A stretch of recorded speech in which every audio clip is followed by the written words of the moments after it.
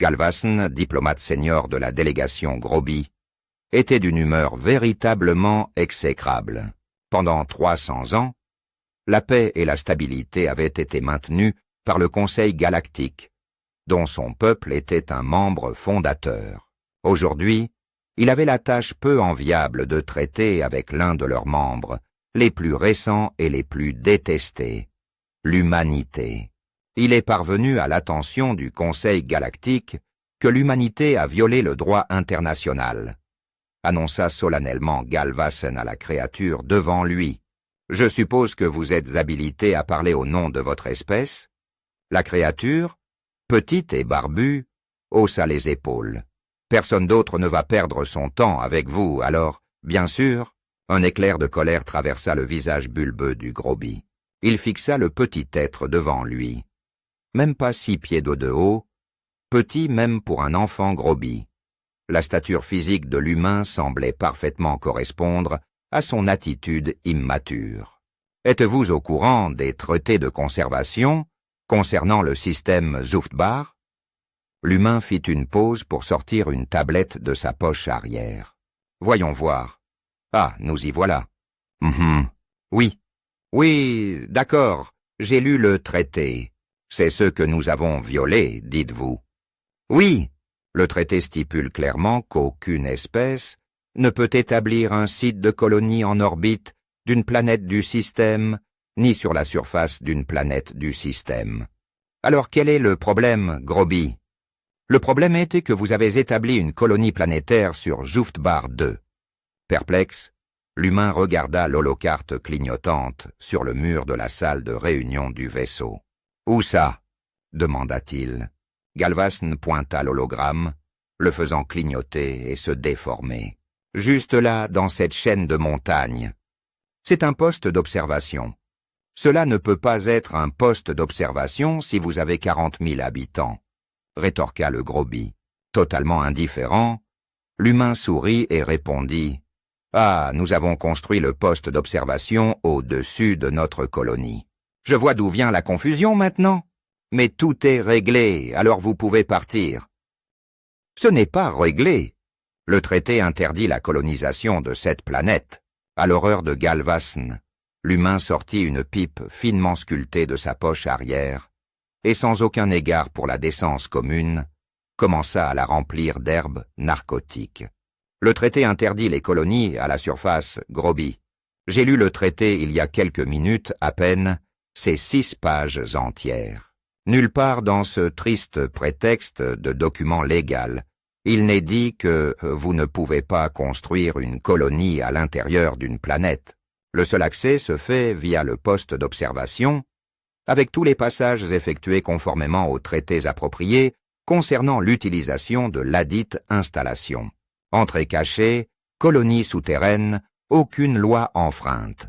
La tête de Galvasn commença à trembler de colère à peine contenue. « Vous savez très bien que cela ne respecte pas l'esprit du traité. » Les épais sourcils de l'humain se froncèrent alors qu'il prenait une bouffée de pipe des plus agressives que Galvasn ait jamais vues. « Maintenant, écoutez-moi bien, espèce de tête branlante.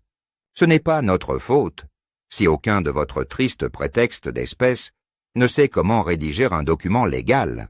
Quand nous avons rejoint votre communauté galactique, la première chose que nous avons faite a été de vous fournir une documentation légale concernant les droits et responsabilités de chaque espèce connue et inconnue en ce qui concerne nos domaines. Oui, et ces documents étaient ridicules. Le traité de Sol faisait 300 000 pages. Exactement. Je vous défie de me dire que vous ne savez pas ce qu'on attend de vous quand vous êtes à Sol. Mais la plupart d'entre eux étaient absolument inutiles. Vous avez inclus une section interdisant l'utilisation d'armes superpuissantes, inexistantes. Elles existeront un jour, répliqua l'humain. Vous aviez une sous-section entière dédiée à une apocalypse zombie. Quelles sont exactement les chances que les morts reviennent à la vie et se nourrissent des vivants? Elles sont bien plus élevées que les chances que vous gagniez cet argument. Galvasne poussa un cri de frustration et de désespoir. Très bien. Si vous ne vous comportez pas comme une espèce civilisée, nous devrons simplement faire cela de la manière forte. Vous êtes officiellement en violation de la loi galactique. Un rire aboyé répondit à la déclaration « Oh non! S'il vous plaît, ne faites pas ça! Vous ne nous avez laissé aucun. Pour ce faire, vous allez devoir percer 20 miles de croûte planétaire. Dois-je vous expliquer le genre de catastrophe écologique que cela causerait pour la planète? Une telle destruction gratuite d'un site de conservation ne serait-elle pas également une violation de la loi galactique? Pourquoi est-ce que je pose la question? Tenez, laissez-moi vous citer les passages qui prouvent que vous commettriez un crime de guerre. Non, hurla Galvasne. Vous, très bien, gardez votre fichue colonie illégale. Pas illégale. Taisez-vous. Sachez ceci, humain.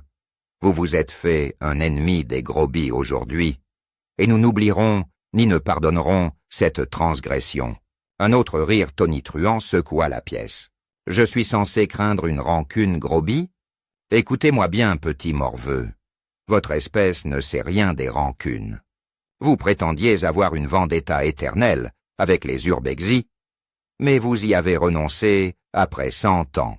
La race humaine n'a toujours pas pardonné à Kathleen Kennedy d'avoir ruiné Star Wars, et la vache est morte depuis 600 ans. Alors vous pouvez partir, maintenant. Rentrez chez vous, faites-vous étiqueter comme le crétin qui n'a pas pris la peine de lire les règles avant de faire une réclamation à leur sujet. L'esprit des règles est clairement... Galvasne tenta de protester, mais l'humain n'en avait rien à faire. Les règles telles qu'elles sont écrites sont tout ce qui compte, espèce de crétin, et telles qu'écrites, nous vous avons bien eus. Alors partez, voyez le bon côté des choses. Votre espèce ne vit qu'environ 30 ans. Donc ce n'est pas comme si quelqu'un allait se souvenir de votre bévue très longtemps. Eh bien, à part nous, évidemment, vous êtes... Oh, allez creuser un trou. Galvasne gémit en fuyant la réunion au bord des larmes. L'humain prit une longue et satisfaisante bouffée de sa pipe. Peut-être que je le ferai, Groby. Peut-être que je le ferai,